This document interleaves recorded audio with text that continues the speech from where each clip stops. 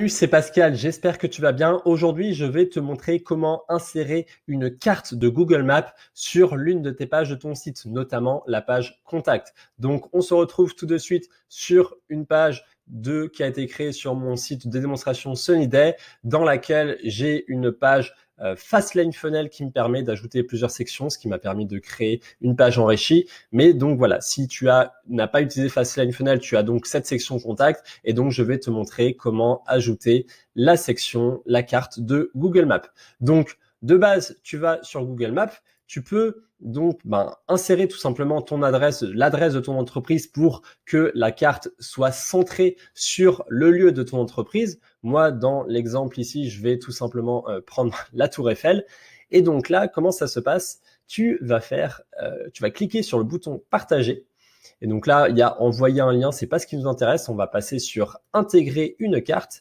Et donc là, tu vois l'aperçu que ça va faire. Tu vois que donc on a la carte qui est centrée sur la Tour Eiffel, ce qui permet donc de voir les environs et donc d'avoir un aperçu de ta carte. Et surtout, la partie qui nous intéresse, c'est ceci. C'est un code HTML qui permet donc, voilà, on voit qu'il y a la balise iframe qui va permettre d'intégrer ce code-là avec certaines coordonnées GPS, ce qui fait que on a tout ce qu'il nous faut. Il y a également même voilà des petits styles. Là, on voit les dimensions de largeur et de hauteur. Et voilà, il y a différents éléments que tu peux éventuellement changer, même si le code par défaut fonctionne très bien.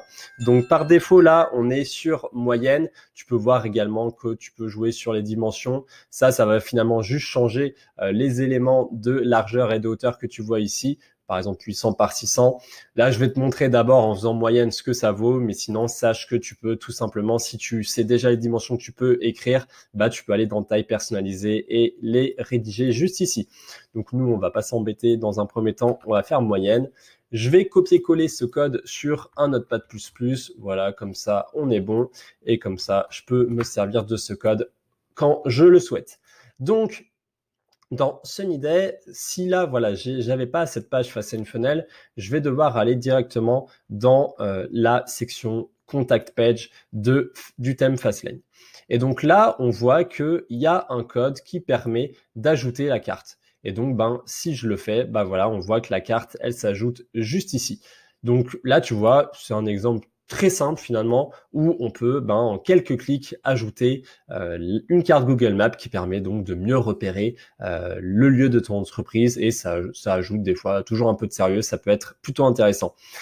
Sache que Fastlane a des réglages de mise en page de la page contact qui peuvent différer suivant ce que tu ajoutes. Donc là, par exemple, on peut ajouter une colonne à droite qui permet d'ajouter des éléments à droite. Donc là, tu vois qu'après, ça coupe un petit peu la carte, puisqu'on a vraiment la carte là, elle est considérée comme voilà, elle fait partie du bloc de gauche, tandis que les éléments sont à droite. Donc moi, c'est pour ça que je l'utilise pas forcément. Je préfère avoir un rendu où le bouton de contact de toute façon est centré. Donc je ne l'active pas personnellement, mais sache que voilà, au cas où tu peux l'utiliser si tu as envie.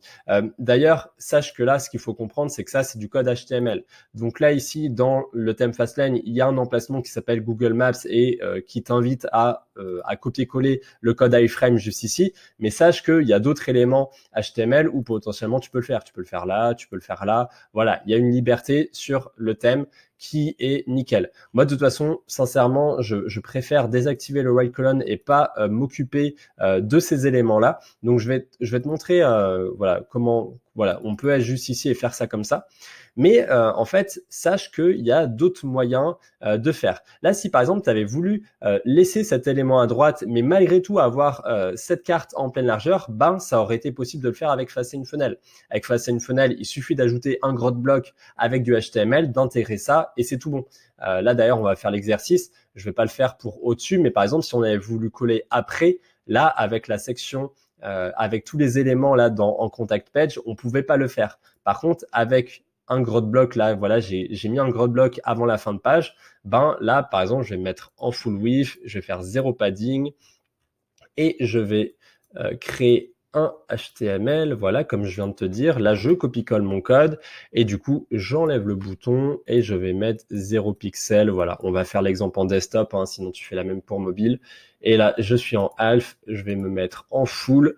Et du coup, voilà. Donc là, on voit que le code, il s'est glissé sur un coin. Mais du coup, pourquoi il n'occupe pas toute la largeur comme ce qu'on veut? C'est parce que tout simplement, là, le code, il a, rappelle-toi, les dimensions 600 par 450. Donc, si tu veux, par exemple, qu'il y ait une pleine largeur, tu peux me faire 2000. Et puis, voilà, tu recopies-colles le code. Ça va être 2000 pixels de largeur.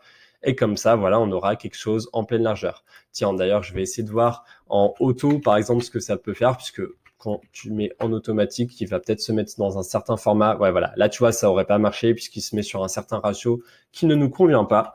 Donc, du coup, voilà, mets 2000 par 450 et comme ça, là, voilà, tu as un certain rendu qui s'apparente à certains sites web qui ont, voilà, cet élément en pleine largeur et du coup, ça donne un certain rendu. Donc, à toi de voir si finalement tu préfères avoir ce rendu ou plus comme ça en début de page contact.